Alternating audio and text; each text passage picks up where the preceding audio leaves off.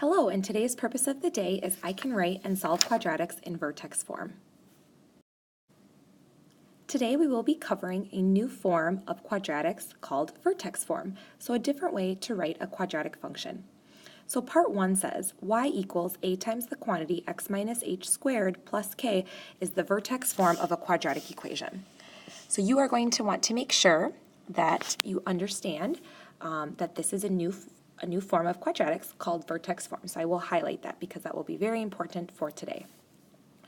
For each vertex form below, so we're going to look at under part 2, A, B, C, and D, identify the h and k and then fill out the second column in the table. Write h and k as an ordered pair.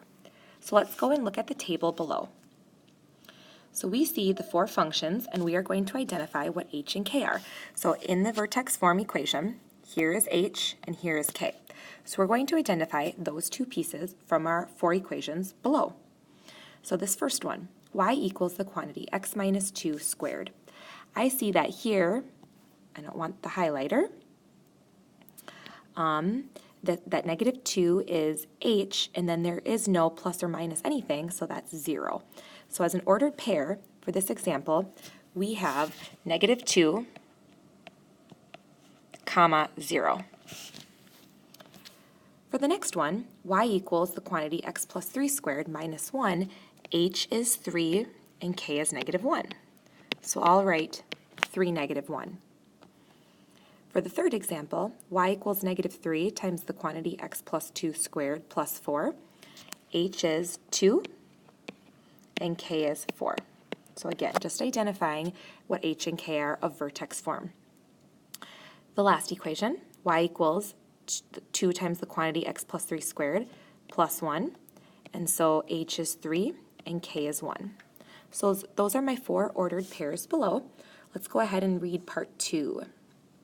Part 2, write each of the quadratic functions below in standard form and complete the third column in the table. Well, let's remind ourselves what standard form is for quadratics, and that is y equals, or f of x equals, ax squared plus bx plus c. So as I look at part A, B, and C below, I'm going to rewrite these in standard form. So when I look at part A, I'll keep this color-coded, I'm going to multiply together x minus 2 times x minus 2 because that's what that squared symbol means. I have two of those binomials. So I know how to multiply these binomials together, and we'll use FOIL, and we can do some of these in our head rather quickly. So I get x squared minus 4x plus 4. So I'll go ahead and fill that in the third column below. Now let's look at the second example. Excuse me. I'm going to multiply together this x plus 3 times x plus 3, then at the end I'll subtract 1. So FOILed together, I get x plus 3, or multiplied together, plus 6x plus 9, but then I have to minus 1. So this 9 minus 1 becomes an 8. So I get x squared plus 6x minus 8, or plus 8. What positive 9 minus 1 is a positive 8. All right, this third example, I'm going to multiply my x plus 2 times x plus 2, and then I'll multiply by negative 3 by each term, and then add 4. So x plus 2 times x plus 2 is x squared plus 4x plus 4. Now I'm going to take all of that and multiply that by negative 3. So I get negative 3x squared minus 12x minus 12, but then I have to add 4. So what I end up getting is negative 3x squared minus 12x, and then negative 12 plus 4 is a negative 8. Then lastly, I'm going to multiply the x plus 3's together, and then multiply by the 2, and then add 1. So I get x squared plus 6x plus 9, multiply that all by 2, so I get 2x squared plus 12x plus 18, add 1. So I get, to move this up a little bit, so I end up getting 2x squared plus 12x plus 19. Okay, now let's look at part 3. Use the standard form of each quadratic function to find the vertex and complete the last column of the table. So now, let's go ahead and actually use standard form and find the vertex of that equation. And if you recall from part 1 when we filled in the table and found h comma k, so right here we found the vertex, we found the ordered pair of h comma k of vertex form. So we're going to see how that relates to now the vertex that we find of this standard form. So if I want to find the vertex of the red one, I'm going to say opposite of b would be 4 over 2 times a, and I get 4 divided by 2, which is 2. Now if I plug that back in, 2 squared is 4 minus 4 times 2 is 8 plus 4. And 4 minus 8 is negative 4 plus 4 equals 0. So this vertex is 2, 0. Now if we find the next one in blue, opposite of 6 would be negative 6 over 2 times a, so 2 times 1. We get negative 3. So if I plug in negative 3 squared is positive 9, plus 6 times negative 3 is minus 18, and then plus 8. So 9 minus 18 is negative 9. Negative 9 plus 8 is negative 1. So we really get negative 3, negative 1. In green, opposite of b would be 12 over 2 times a. So 12 over negative 6 is negative 2. So now if I plug that in, negative 2 squared is 4. 4 times negative 3 is negative 12. And then negative 12 times negative 2 is plus 24 minus 8. And so negative 12 plus 24 is 12. 12 minus 8 is positive 4. So this vertex is negative 2, 4. Lastly, here in yellow, opposite of b over 2 times a. Negative 12 divided by 4 is really negative 3. If I plug in negative 3 squared is 9. 9 times 2 is 18. 18 minus 36 plus 19 gives me 1. So this vertex is negative 3, 1. So again, that shouldn't have been new to find the vertex of that quadratic. So we filled out our table. So we went through steps 1 through 3. So what does that mean? Well, let's look at part 4. Part 4 might have a connection here on how we can look at some things. So part 4 says compare the vertex of each quadratic function to each ordered pair, h, k. What do you notice? Well, if you look, the x-coordinate of the vertex is actually the opposite of h. The y-coordinate is the same. So what we notice, again, is the x-coordinates are just the opposite, and y-coordinates are the same. So let's go ahead and write that in. So again, the x-coordinate of the vertex is the opposite of h. The y-coordinate is the same.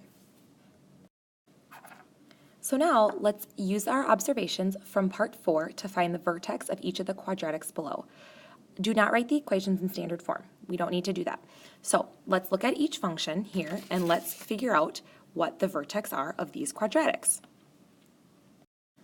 So for part A, again, we want to use h, k, right? But we really have the opposite sign for our x-coordinate, right? So this should really be negative 4, negative 2. For part B, opposite of positive 3, which will give us negative 3, let's fix that, negative 3, 2. For the last one, opposite of positive 5, so negative 5, 2. So again, we're just simply using the h and k points of our vertex form to identify the vertex of our function. Now let's move on to another example. So use the information provided to write the vertex form equation of each parabola. Okay, so we are going to rewrite this equation into vertex form. So what we need to do is we essentially need to get a perfect square trinomial on the right-hand side so that we can easily factor that, because if you recall, in vertex form, you have x minus h, the quantity squared. That is something that we need to factor. So here's what we need to do. We need to figure out what a perfect square trinomial will be on this right-hand side. We have negative x squared minus 14x minus 59. That is not a perfect square trinomial. So what we can do is let's move over the 59 and get y plus 59, because if we subtract it to the other side, equals negative x squared minus 14x. Now we're going to add c to both sides, like we would when we complete the square.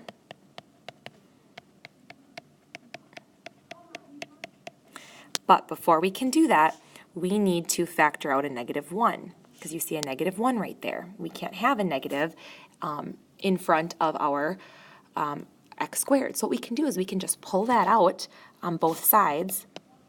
So I'll say whatever I figure out for c on this side will be multiplied by a -1. I'm going to put a box around c, so that's helpful to understand. And then here I'm just going to factor out the -1 in front. I'll put a box around c so we know that we're solving for c.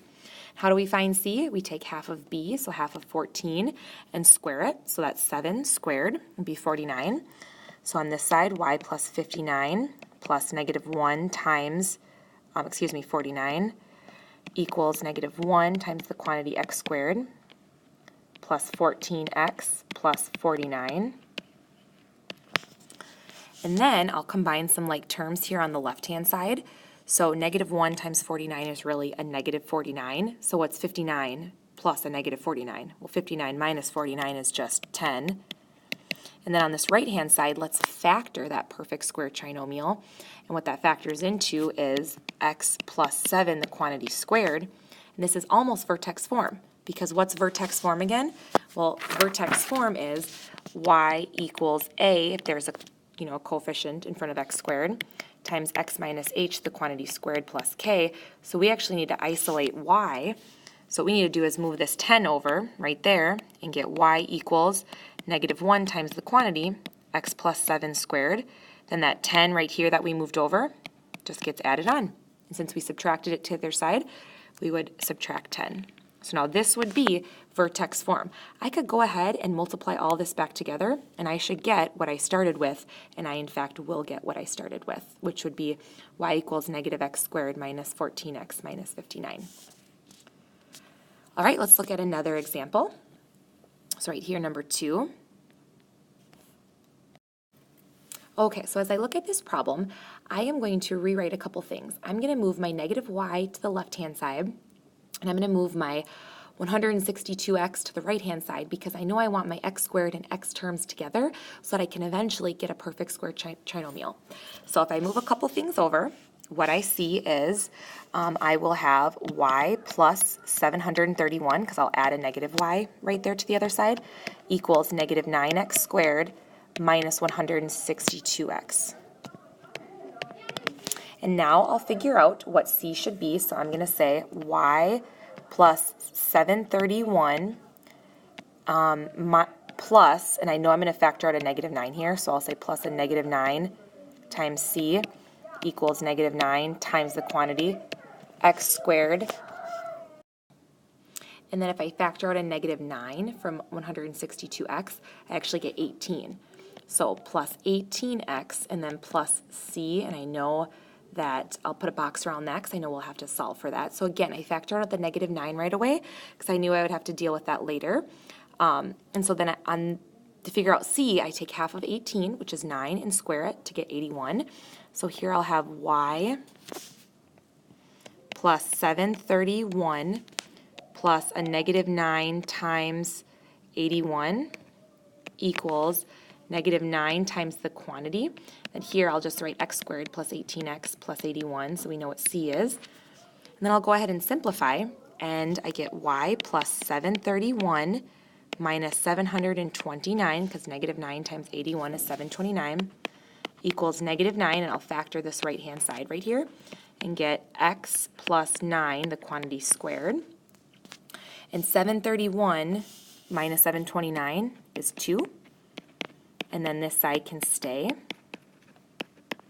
And then to get rid of this 2, I'll subtract it.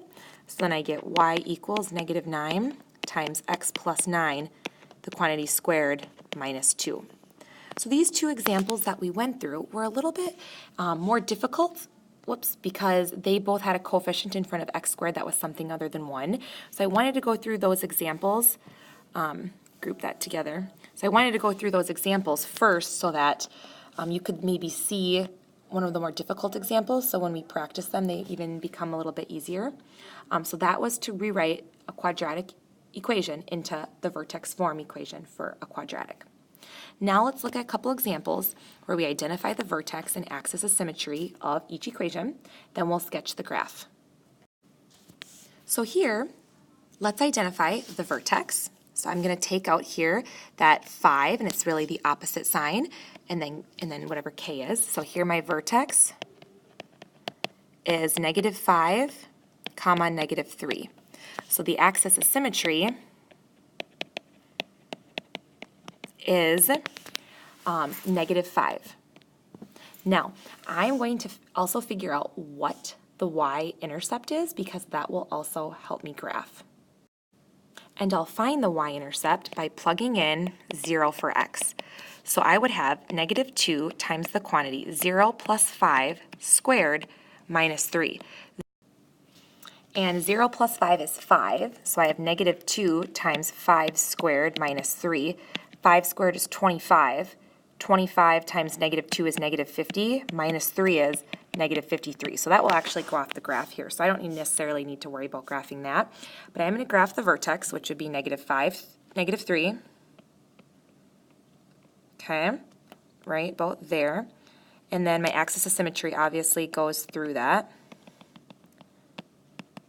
And then I know it has a -2 in front of it, so that's going to open downward, be a little bit thinner, and I can't quite see -53 here, so I'm just going to go ahead and make my graph, just opening downward, a little bit thinner than probably the average graph, or stretched than the average graph, because that's what this would have here. So again, by finding the y-intercept, we plug in 0 for x and solve. So this would be a sketch of the graph for this function, and again, it just has to be a sketch, nothing super fancy. Thanks for listening to the video on vertex form. Again, this is something brand new to us, and it takes a little bit of practice trying to rewrite equations to vertex form and graphing. So take your time and feel free to watch this video over again if you need to. Thank you. Have a great day. Bye-bye.